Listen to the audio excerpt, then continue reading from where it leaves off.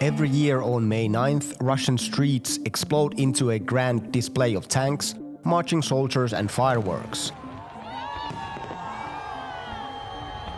Veterans in medals, children dressed in army uniforms and giant posters with slogans like "We can do it again." The music blares, the red banners fly, and the whole country seems swept up in one giant ritual.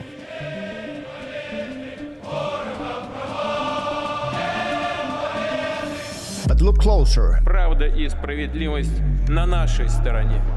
Behind the parades and patriotic songs to something deeper, something darker. A story not just about World War II, but about today. Мною принято решение о проведении специальной военной операции. About power, about propaganda, and about war. Pobedobdezia is a word many in the West have never heard, but one that explains so much about modern Russia. Russians use it half jokingly, half nervously. It mixes pobeda, the Russian word for victory, with bezi, a word that means obsession or madness, victory madness. It's a name for the cult-like obsession with the Soviet Union's victory in World War II. Красная армия в Берлине. And while pride in a nation's past is normal, in Russia it runs significantly deeper than that. It's about controlling the present by rewriting the past. To understand how we got here, let's rewind a bit.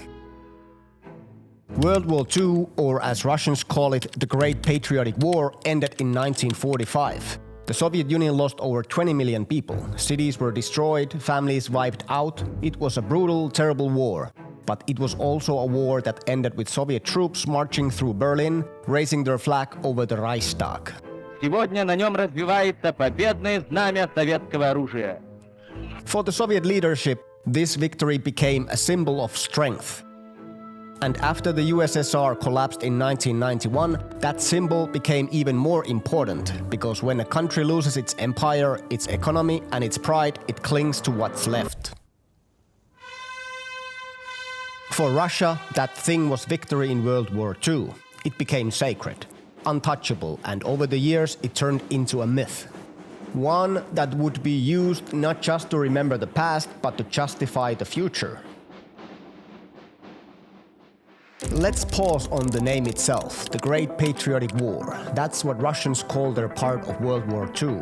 Not World War II, but this carefully tailored phrase loaded with emotional weight and political purpose. The name tells us everything about how the Kremlin wants Russians to remember the past. Что же, если немцы хотят иметь истребительную войну, они ее получат. In Russian history books, the war begins in June 22nd of 1941, the day Nazi Germany invaded the Soviet Union. That's when the Great Patriotic War officially starts. But in reality, the war began almost 2 years earlier, on September 1st, 1939, when Nazi Germany invaded Poland. And just 17 days later, the Soviet Union invaded Poland too, under a secret deal made with Hitler. The Molotov-Ribbentrop Pact, signed in 1939, was a carve-up of Eastern Europe behind closed doors. Molotov and von Ribbentrop got together, and the Nazis and Communists signed a pact. It was a betrayal by the Communists, and the world was plunged into war. Poland was split in two. The Baltic states were marked for Soviet occupation, which began the following year. But in the official Russian narrative, none of this exists. The war didn't begin until Hitler turned on Stalin. Before that, silence, omission, erasure. By starting the clock in 1941, Russia avoids having to explain its collaboration with the fascist regime. It skips over the invasions, the occupations, and the betrayals. It gets to present itself as the savior of Europe.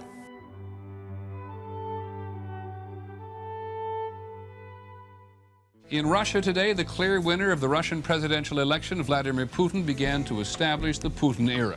In the 2000s, when Vladimir Putin came to power, he needed something to unite the country, something that made Russians feel strong again, something that could distract from corruption, inequality, and political repression. The answer? The victory.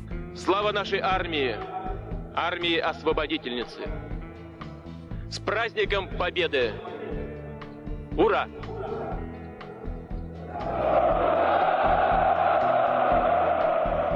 And so the cult grew. Victory Day on May 9th became the biggest national holiday. War movies flooded the airwaves. Schools taught simplified, glorified versions of history. Even children's toys were modeled after Soviet tanks. People were encouraged to carry portraits of relatives who fought in the war as part of a movement called the Immortal Regiment. Sounds noble, right? But soon it was no longer about honoring the dead. It became a performance, a loyalty test, a tool for propaganda. Here's the twist. The more sacred the victory became, the more dangerous it was to question it. If you asked about Soviet war crimes, executions, rapes, the mass deportations of civilians, you were labeled a traitor. If you criticized Stalin, you were accused of disrespecting the fallen. If you pointed out that World War II began with the Soviet Nazi pact to divide Eastern Europe, you were accused of spreading Nazi propaganda. In modern Russia, this chapter in history became a tool used to silence critics, rewrite facts, and justify violence. And that brings us to today.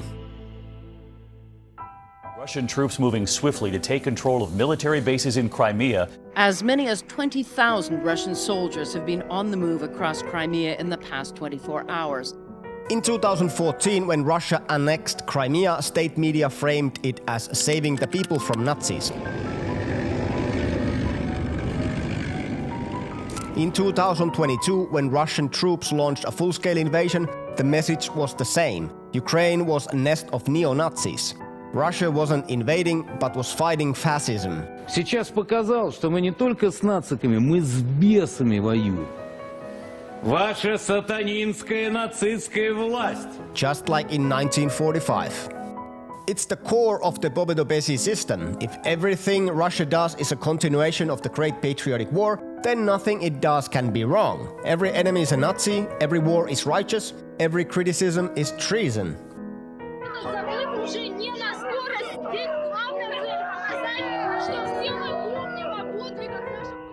This mythology has bled into every corner of life, from kindergartens with children reenacting the storming of Berlin to old women sewing pro-war symbols onto their coat.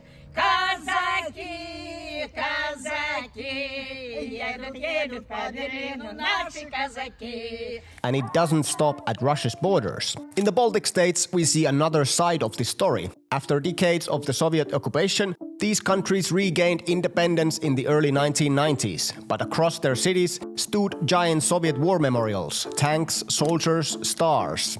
To Russians, these were naturally sacred and an indispensable part of their identity, symbols of liberation. But the Balts, they were something else, symbols of an empire, occupation, and lost independence.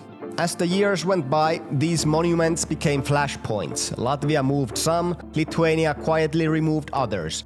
And in 2022, Estonia dismantled a major Soviet tank memorial in Narva. The backlash from Moscow was immediate and furious. Russian officials called it a crime, while propaganda channels exploded in rage. Если это так, то Эстония должна быть стерта с лица земли. Включая Каю Каллас, ее долбанного мужа и всех прочих. Просто должны быть нанесены тогда удары по Эстонии. The Kremlin views such acts as a personal attack, since they are an insult to the myth. But of course, in Russian newspeak, I believe the term is Russophobia or fascism. Eventually, what do we have? A massive, powerful state-sponsored militarism indoctrination machine with a total mandate in Russian minds, with an iron grip onto a myth where truth becomes dangerous and war becomes holy. За Россию! За президента! За Россию!